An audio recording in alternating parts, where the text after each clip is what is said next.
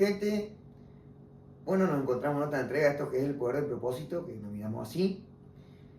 Y a raíz de las consultas que me han hecho mucha gente, quiero contarles, seguir profundizando en lo que fue mi historia de vida y cómo yo llegué al lugar en el que estoy hoy. Como dije en la otra entrega, parte uno de la historia de mi vida, es que yo era una persona que tenía una disminución visual, era disminuido visual y por tanto tenía, digamos, muchas dificultades para visualizar y observar mi entorno a mi alrededor. Pero con la existencia en su momento de ayudas ópticas como anteojos con aumento, lupas, lámparas y demás cuestiones, yo podía hacer las tareas escolares diarias como leer, escribir, sumar, restar, dividir y demás cuestiones que hicieron obviamente que yo tuviera que dedicarle un tiempo mayor a la que le dedicaba un niño común a esa tarea, por así decirla, que era aprender a ejercitar y manejar mi vista. Como dije, sin el acompañamiento de mi familia eso hubiese sido imposible porque ellos realmente se esforzaron muchísimo en aprender conmigo y aprender a cómo enseñarme el vivir como disminuido visual. Pero bueno, como yo ya comenté en la entrega anterior y en la entrevista que subimos, que le realicé a mi mamá, esto tuvo un final abrupto, lamentablemente, que se fue dando a medida que yo fui perdiendo mi visión del ojo derecho, que llevó a que yo cada vez vaya viendo menos. Por ejemplo, yo cuando tenía visión podía jugar a la pelota, podía ver a distancia, podía correr, saltar, podía andar en bicicleta. Y eso, a medida que fui perdiendo la vista del ojo derecho, se me fue dificultando cada vez más. Inclusive hacer las tareas de la escuela. Inclusive manejarme, mejor dicho, como una persona que veía poco, porque cada vez veía menos. Entonces llegó el momento en el que, bueno, cuando vinimos a vivir a la ciudad de Posadas, en la entrevista de admisión, para entrar como alumno al Centro de Rehabilitación del Ciego, me hacen un fondo de ojo, me hacen los estudios pertinentes y me dicen que ya no había ayudas ópticas para tratar mi pérdida constante de la visión del ojo derecho.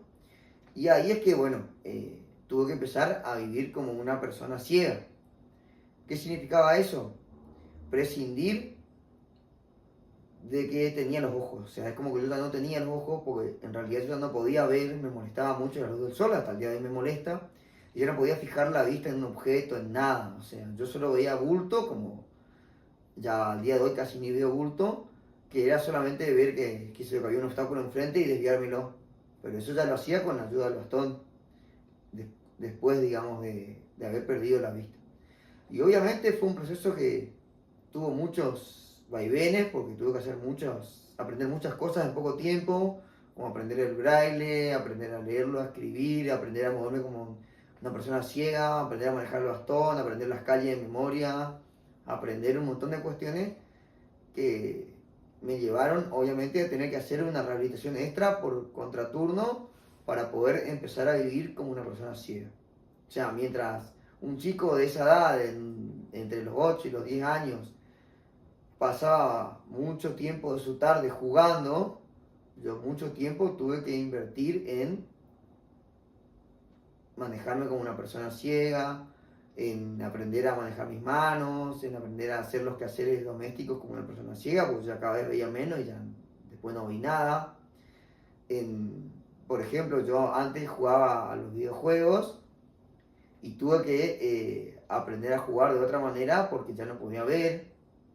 Entonces, todas cuestiones que hicieron que mi fórmula de vida día a día vaya cambiando vertiginosamente porque yo tenía que aprender a vivir como una persona ciega.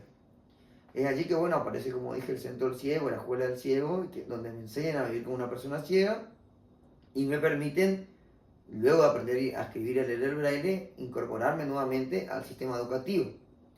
Yo tuve que dejar un año en la escuela común, a la que fui siempre, para poder ir a la escuela de ciegos y poder aprender todas estas cuestiones que les comento. Y bueno, ahí tuve que volver a hacer el 5.º grado y obviamente eso llevó a que por obra y gracia del destino pudiera compartir de 5.º año en adelante con mi hermana como compañera de curso.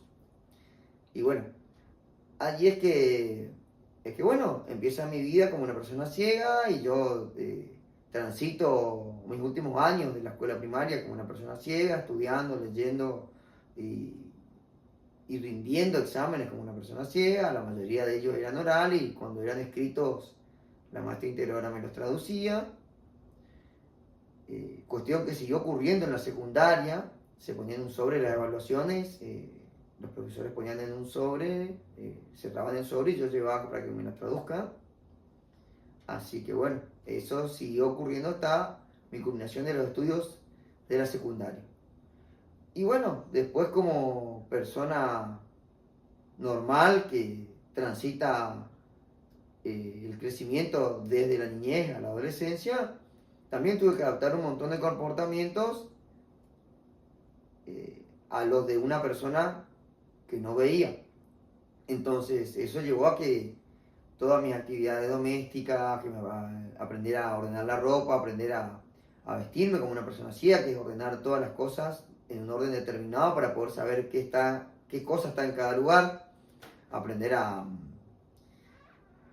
ordenar los espacios comunes en los que vivíamos para poder guiarme, como que se toda la cocina, el living, donde uno comparte con los demás, aprender a ser ordenado con mis cosas de la escuela, aprender a ubicarme en los espacios de la escuela ya cuando manejo el bastón, y después aprender a manejarme en los espacios públicos, porque yo, digamos, al ser adolescente también tenía, digamos, la inquietud de compartir con los demás, de hacer lo mismo que hacían los demás, y eso me obligaba a poder, mejor dicho, a tener que dedicarle mucho tiempo a ubicarme en los espacios. Lo sigo haciendo hasta el día de hoy. O sea, yo voy a un lugar nuevo y me lleva muchísimo tiempo ubicarme en los espacios. Si me voy a un lugar de vacaciones el día de hoy, por ejemplo, y me cuesta muchísimo los primeros 2 días ubicarme en los espacios. Porque a cualquier persona que no ve le costaría, digamos. Vos tenés que memorizarte dónde está cada cosa.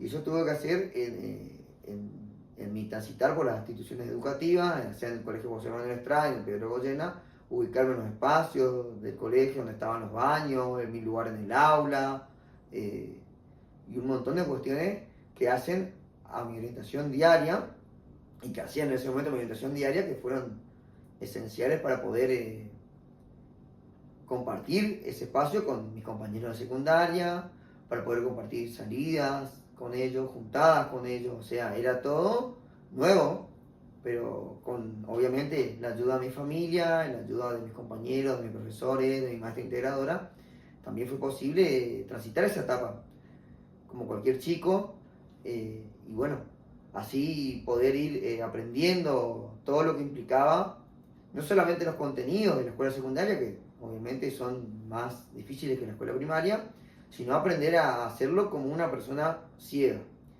Por eso dije en la anterior entrega de que a mí todo me costó el doble, pero sin perjuicio de eso que me costó el doble, yo siempre le puse el doble de motivación, el doble de energía y el doble de ganas a cada cosa que iba haciendo, por más menor que sea. ¿Por qué? Porque justamente en las pequeñas cosas está y estará mi éxito.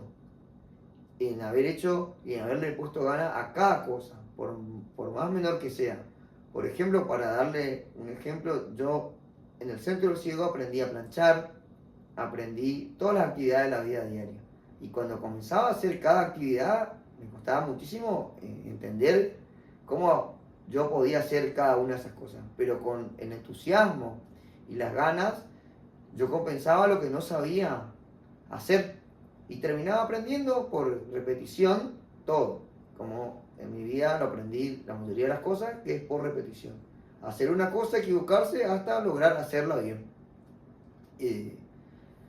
Y así, bueno, fue transitando mi adolescencia, en donde, como mi mamá lo comentó en la entrevista anterior, y yo también lo he comentado, creo en algún momento, tuve la adolescencia viví la adolescencia como cualquier otro chico.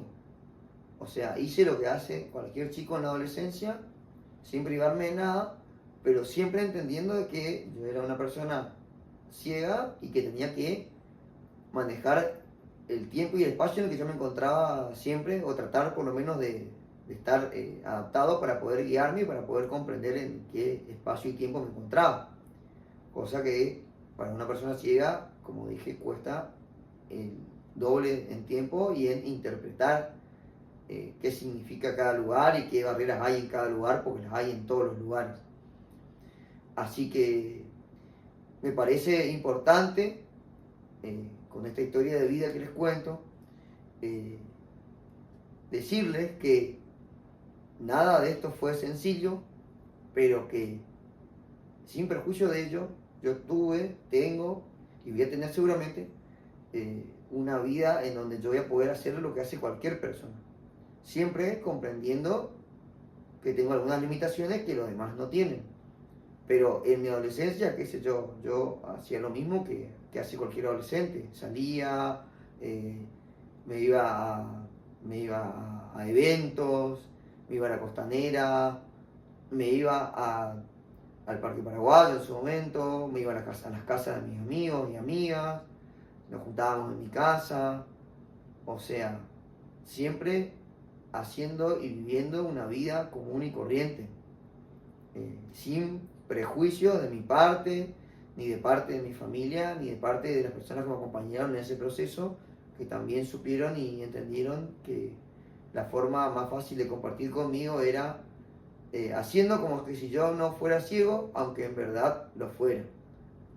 Creo que esa fue la clave del éxito de todo mi proceso de vida, pero principalmente en la adolescencia, donde por ahí, bueno, uno tiene un montón de temores, por ahí tiene vergüenza de sí mismo, lo que fuere. Yo siempre me planteé poder vivir como una persona ciega, pero vivir en paz y vivir aceptándome primero yo y después haciendo que los demás me acepten porque los demás se daban cuenta de que yo, al aceptarme como una persona ciega, también les era más fácil a ellos interactuar conmigo y plantearse un montón de interrogantes conmigo, pero charlarlo siempre y compartirlo siempre desde una mirada libre de prejuicios.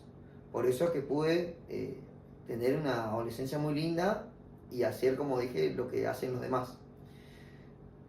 Por eso el mensaje que le quiero dejar es que en realidad nosotros tenemos que sacarnos los prejuicios que tenemos de nosotros mismos y contarle a las personas lo que somos y la verdad de los problemas que tenemos, para que también la gente nos pueda entender y pueda tener ganas de compartir con nosotros y de aprender de nosotros y también de enseñarnos cosas, porque mis amigos que vieron, mi familia, como lo dije, que son personas que ven, que no tienen ningún problema de visión, mi hermana, los profesionales con los que yo interactué, también me hicieron ver que yo tenía que poder explicar lo que yo necesitaba en cada etapa y así poder lograr mi inserción plena en la sociedad, que es lo que pasó en la secundaria, lo que pasó luego en la universidad y ahora me pasó hoy día en mi ámbito laboral.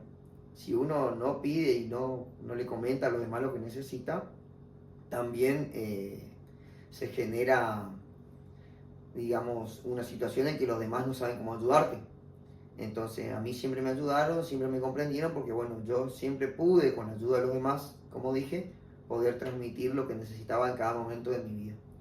Así que bueno, espero que les haya gustado esta parte de mi vida que les comento en este fragmento. Me parece muy importante transmitirle el proceso que yo transité, cómo fue, para que ustedes puedan entender, como muchos me hicieron llegar, que querían saber cómo yo hice para llegar hasta donde llegué el día de hoy. Y bueno, creo que esta es un principio de una aproximación a eso. Así que bueno, espero que se suscriban, que les guste, que me hagan las consultas que crean pertinentes. Y bueno, suscríbanse al canal de YouTube, síganme en Instagram y nos vemos en otra entrega de esto que denominamos El Poder de un Propósito. Chao, chao, chao.